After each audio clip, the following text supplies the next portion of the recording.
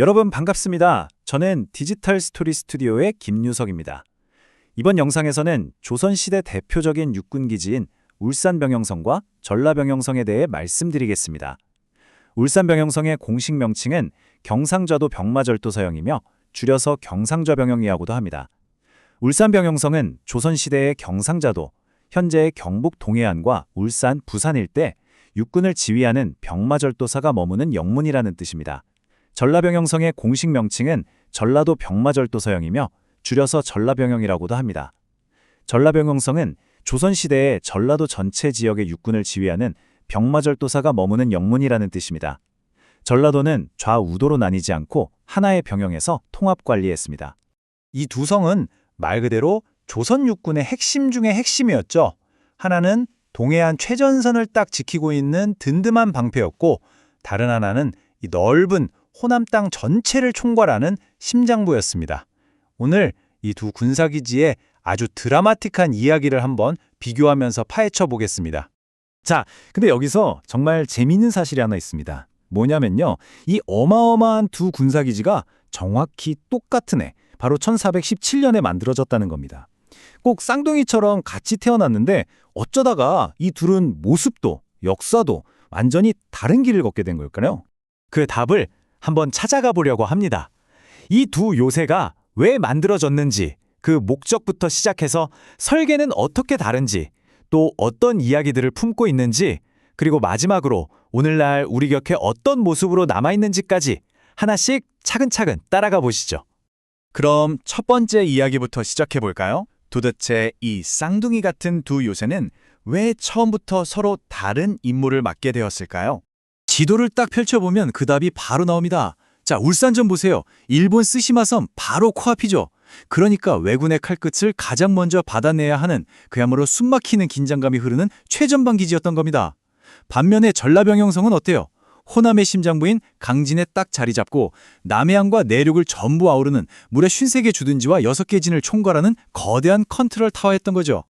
핵심 인물을 이렇게 나란히 놓고 보면 그 차이가 훨씬 더 선명해집니다. 울산의 목표는 아주 명확했어요. 바다 건너오는 일본 정규군을 막아라. 딱 이거였죠. 근데 전라의 임무는 훨씬 넓고 복잡했습니다. 호남 전체 육군을 통솔하면서 해안으로 쳐들어오는 왜군은 물론이고 내륙에서 일어날 수 있는 위협까지 전부 다 관리해야 했으니까요. 당연히 이렇게 목적이 다르니까 성의 모습, 즉 설계도 완전히 달라질 수밖에 없었겠죠.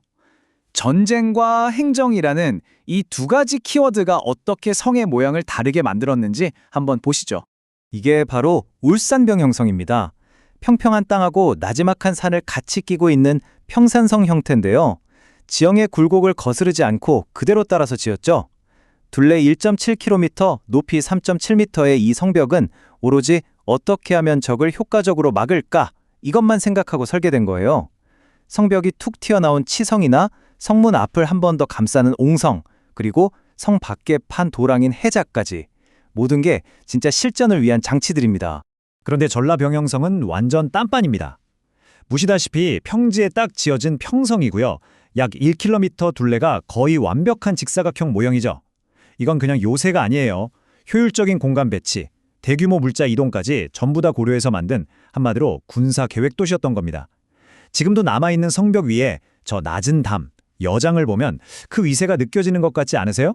자, 이 두 사진을 이렇게 나란히 놓고 보니까 정말 흥미롭죠? 왼쪽의 울산성은 어떻게든 살아넘으려고 자연에 순응한 유기적인 곡선의 형태고요.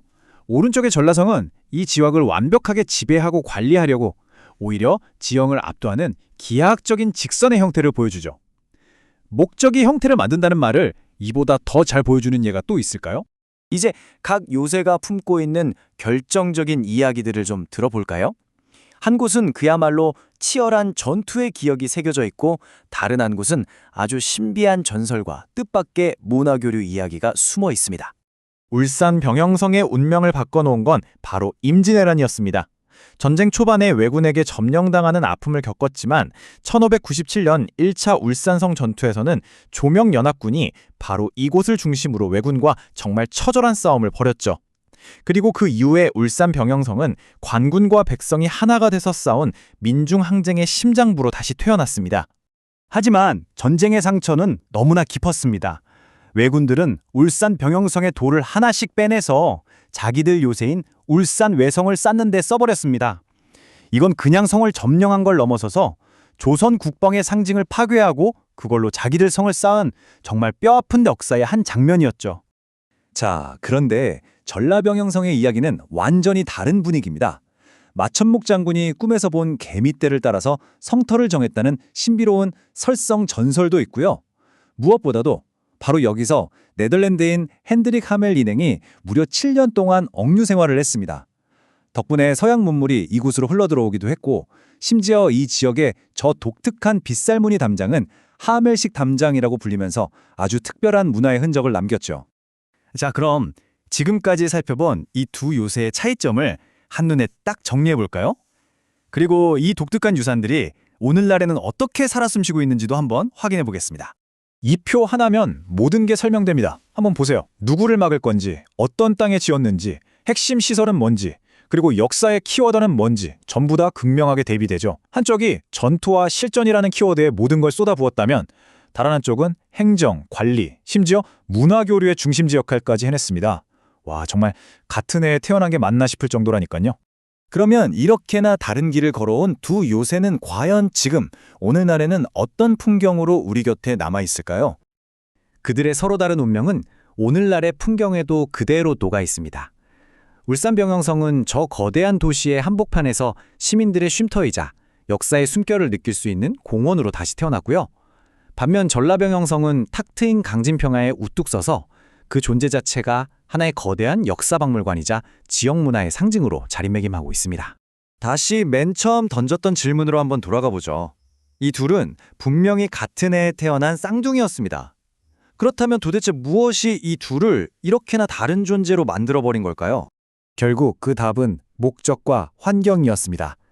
울산은 일본의 칼끝을 마주봐야 했던 긴장감 넘치는 최전방이었고, 강진은 드넓은 호남 땅을 아우르면서 외부 문물까지 품었던 거대한 군사 행정 도시였죠. 똑같이 나라를 지키기 위해 태어났지만 이들이 처한 지형과 겪어내야 했던 역사가 두 병영을 전혀 다른 운명으로 이끌었던 겁니다. 그리고 그들은 오늘날 조선이 우리에게 남긴 가장 극적이면서도 위대한 두 개의 실전 유산으로서 우리에게 끊임없이 말을 걸고 있습니다.